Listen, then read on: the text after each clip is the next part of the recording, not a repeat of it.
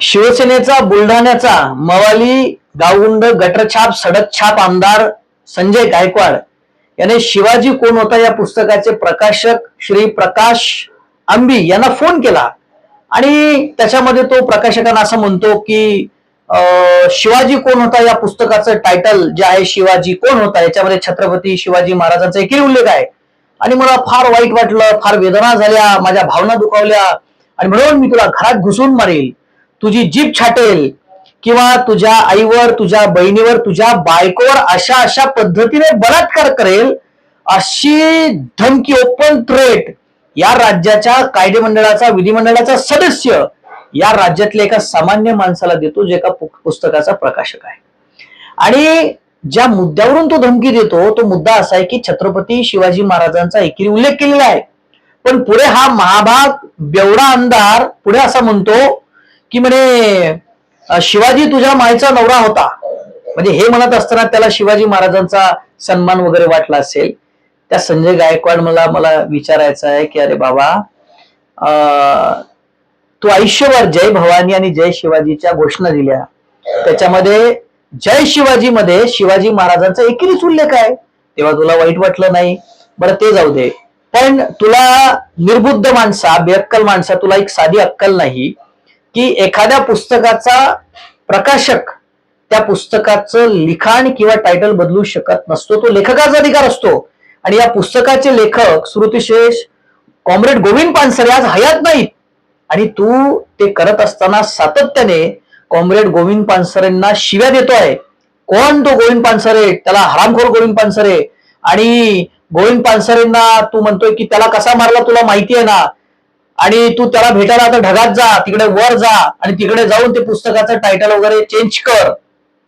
म्हणजे एक प्रकारे गोविंद पानसरेंच्या हत्येचं हा जस्टिफिकेशन करतं हे वेगळं, पण तो जे म्हणतोय की तुला माहिती ना गोविंद पानसरेला कसा मारला, म्हणजे याचा अर्थ याची सुद्धा चौकशी व्हायला पाहिजे की याचा सुद्धा गोविंद पानसरेंच्या हत्येच्या कटामध्ये सहभाग तर हा नाही ना, याचा नाही ना, याची चौकशी व्हायला पाहिजे. आणि दुसरी गोष्ट, हा जो म्हणतोय की बाबा गोविंद पानसरेंना जे शिव्या घालतो की गोविंद पानसरेंनी एकेरी उल्लेख केला, तर संजय गायकवाड तुला मला एवढंच सांगायचं आहे की लय तू मरचा बच्चा आहे, लय तू त्या प्रकाशकांना म्हणत होता एका माईचं दूध पिलं असेल तर तुला थांब तिथं, तुला घरात घुसून मारतो. तुला सांगतो संजय गायकवाड आमदार, तू जर मरचा बच्चा असेल तर तुला मी एक सांगतो की तू ज्या सन्माननीय बाळासाहेब ठाकरेंचा तू स्वतःला शिष्य म्हणतो, बाळासाहेब ठाकरेंना तू आदरणीय वंदनीय मानतो, त्या बाळासाहेब ठाकरेंचे वडील प्रबोधनकार ठाकरेंचे पुस्तक आहे, त्या पुस्तकाचं नाव आहे दगलबाज शिवाजी. काय नाव आहे? दगलबाज शिवाजी. त्याच्यामध्ये शिवाजी राजांचा एकेरी उल्लेख आहे आणि पहिला आहे दगलबाज.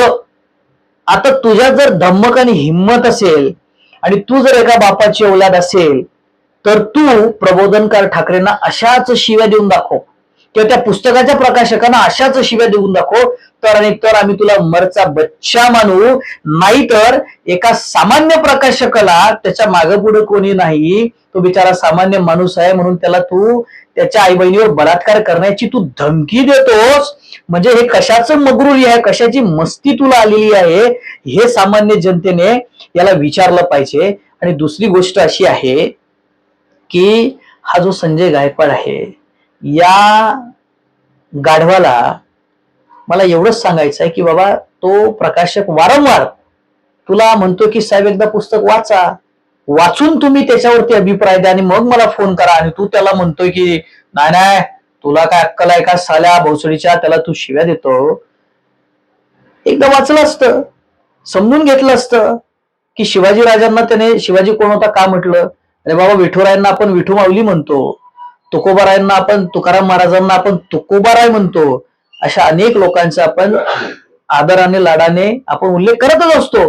परंतु तू वाचलं असतं तर तुला समजलं असतं, पण तेवढी बुद्धी तुला नाही, तेवढी कुवत तुझी नाही, तू बालबुद्धी माणूस आहे, तू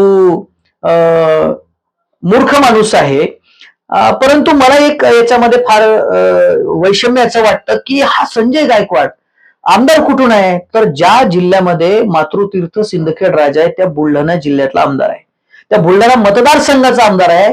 त्या मतदारांची खरं म्हणजे मला कीव येते की अरे काय नमुने तुम्ही राज्याच्या विधिमंडळामध्ये पाठवले, कोणता नमुना तुम्ही राज्याच्या कायदेमंडळामध्ये पाठवला जो एखाद्या गावगुंडापेक्षा सुद्धा वाह्यात आहे, जो एखाद्या म्हणजे मवाल्याला सुद्धा लाजवेल अशी ज्याची भाषा आहे, जो एखाद्या सामान्य व्यक्तीच्या घरात घुसून त्याच्या आई बहिणीवरती बलात्कार करण्याची धमकी देतो, त्याला तुम्ही या राज्याच्या विधिमंडळात पाठवलं.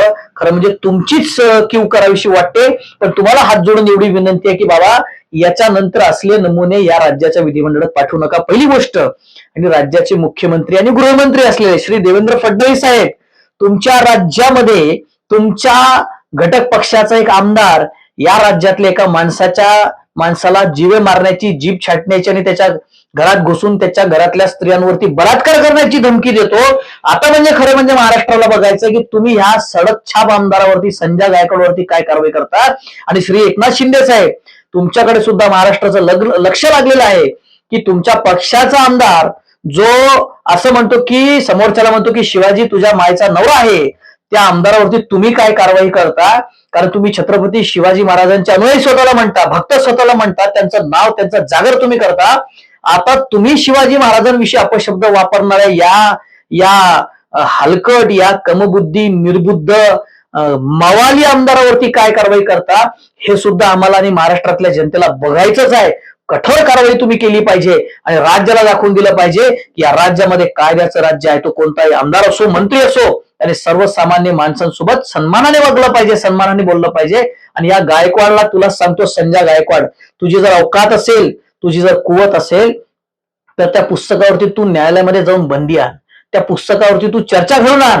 आणि जर तुझ्यात फार डेअरिंग आलेलं असेल की सामान्य लोकांना तू मारायची, छाटायची भाषा करतो त्या आमदारकीचं आणि पोलिसांचं प्रोटेक्शन घेऊन, तर तू प्रबोधनकार ठाकरेंविषयी हे शब्द वापरून दाखव, तर तुला मरचा बच्चा म्हणेल. खूप खूप धन्यवाद.